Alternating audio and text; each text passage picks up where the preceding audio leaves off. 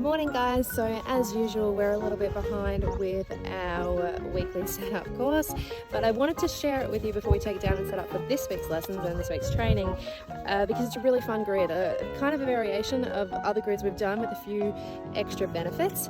So it's similar to a grid we've shared before, but we've got some more turns, so great for rushy horses, great for horses that anticipate and run down the line a little bit. We've got lots of surprise turns and ways you can turn off the grid, so when they think they're kind of going straight down, they're going to cart you down there.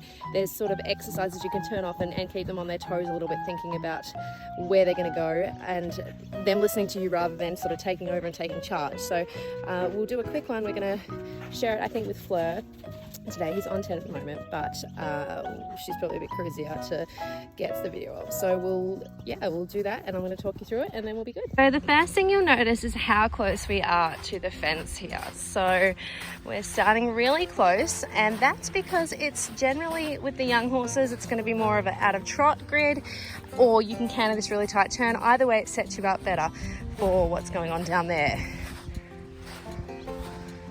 So yeah, it's about seven regular sort of steps from the fence. You could make it tighter or a little bit longer if you need, but I do like that tight turn to have you coming around.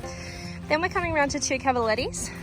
Okay, so they're stepped out at, I think, usual 4 sort of steps.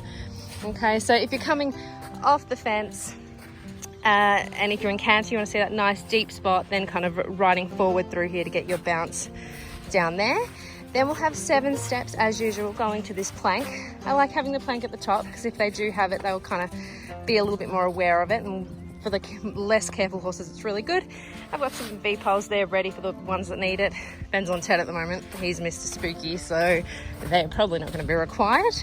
Then another 7 steps, okay, going at least for this height, 7 steps. You can stretch it out to 8 if you need for higher, for jumping a bit higher.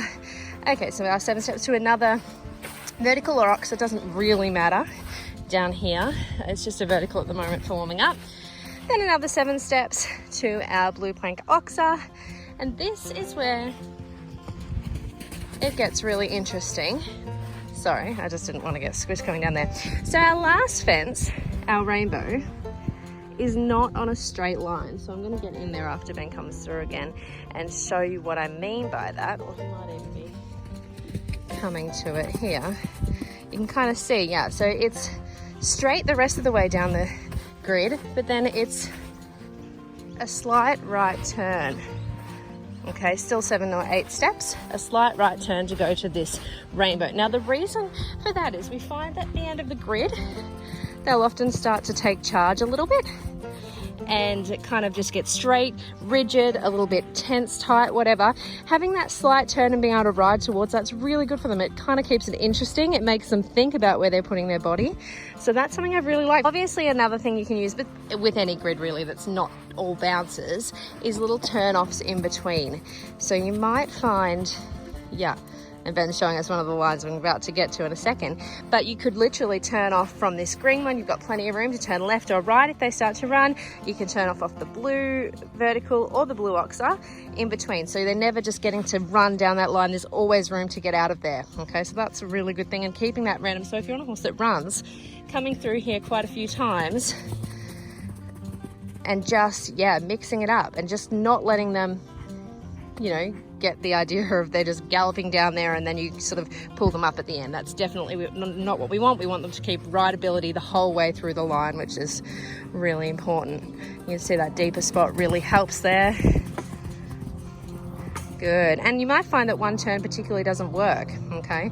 And that's an interesting thing to look at. So second to the grid, right next to it, we actually have another line, which is 2 double barrels, or you can make it a single barrel or a standing up single barrel or whatever you want, on a straight line, but the actual barrels are on an angle and it is a forward distance.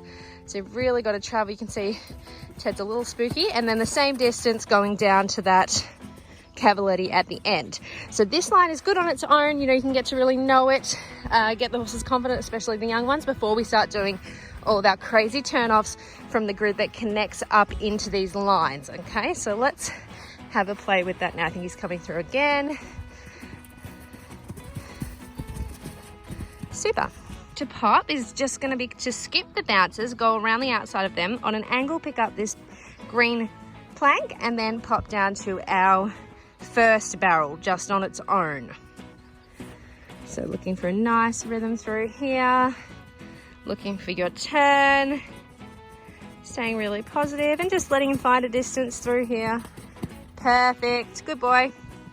Next line we're going to do is that blue vertical there, just to our second barrel. So coming off a very steep angle because of the soft spot, you guys don't have to have it that tight. And coming through, popping our barrels. Perfect, well done. Okay, now we're going to go down, Ben. Pink bounces to the green plank, to the blue vertical, and then your turn off to your second barrels. So it's kind of like we build up. We'll do the individual line and then we'll go back to the grid. And as I said before, this horse is definitely one that thinks when he's on the grid, he can just take charge down there. Super, well done. And he's quite a big jumper. He's very careful. So when he's a little bit calmer like that, even if he doesn't jump as big and he makes a few mistakes, I'd rather him learn from that. Our next line is from our fourth fence of the grid, the Oxa, and forward to just to our Cavaletti.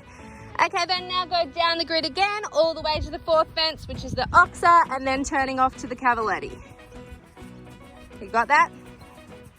Okay, I just like to check. Sometimes he likes to do his own versions of what I suggest. Good. Perfect. And you can see when we came off the grid, he got the 3 strides, where before, just on the angle, he got the more forward big 2 strides. Have a walk, good job. Okay, so now we're happy with all the turns, we're happy with his rideability. Then we feel like with him we can go and put the grid up, because if we put the grid up earlier, you know, before we made some turns and got him a little bit calmer, relaxed, and settled into the contact, moving his body just like we would on the flat, he would get running. That's good for him though.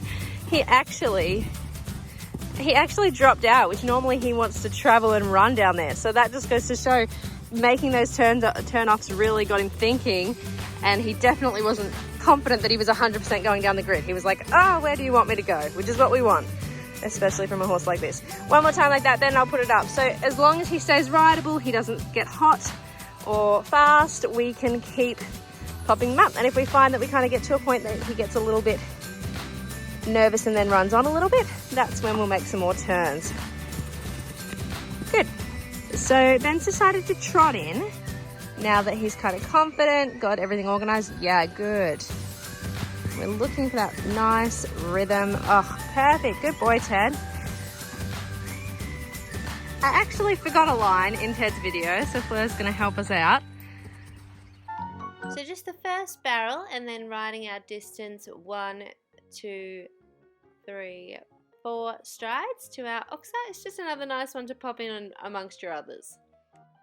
Anyway, that's just another quick setup that you guys can copy at home and have a play with. A really good one for any horses that tend to rush or anticipate, get hot, tight, rigid, stuck when they're jumping. And for those that just behave themselves, it's a great exercise too for those easy horses to ride. It doesn't hurt to make some turns and teach them a little bit of suppleness and bend when they jump as well.